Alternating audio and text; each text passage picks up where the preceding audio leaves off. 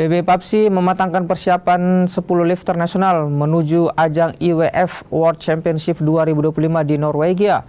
Menurunkan mayoritas atlet debutan, PB PABSI tetap targetkan medali dapat dibawa pulang lifter nasional pada kejuaraan dunia pada Oktober mendatang.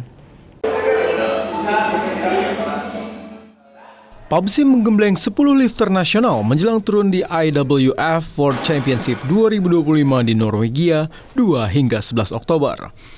10 atlet disiapkan terdiri dari 5 lifter putra dan 5 lifter putri.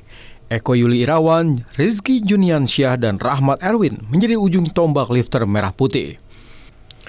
Tak hanya lifter senior, 4 atlet debutan PABSI akan tampil di kejuaraan dunia, yakni Leonardo Giovanni kelas 65 kg, Arda Raya 71 kg, Basilia Ninggan 53 kg, dan Nadita Aprilia 63 kg. Skuad Merah Putih wajib mengantisipasi permainan Tiongkok dan Korea Utara di kejuaraan dunia Oktober nanti.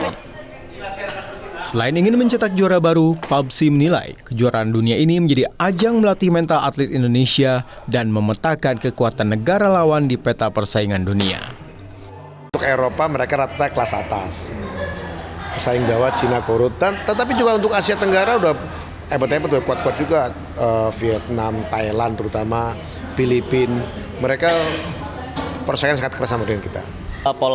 Pola makan dijaga dan juga ya latihan, intensitas persenannya supaya kita bisa beradaptasi, bakal naik terus. Rasa grogi itu pasti ada kan ya. Ya aku dengan cara yaitu tutup mata aja sih aku, jadi nggak mau ngelihat lawan aku, yang penting aku fokus sama diri sendiri kan, supaya kalau aku ngeliatin lawan yang ada nanti malah terkecoh. Jadi yaudah fokus aja sama diri aku sendiri. PABSI menargetkan Indonesia dapat merebut medali terbaik untuk Merah Putih.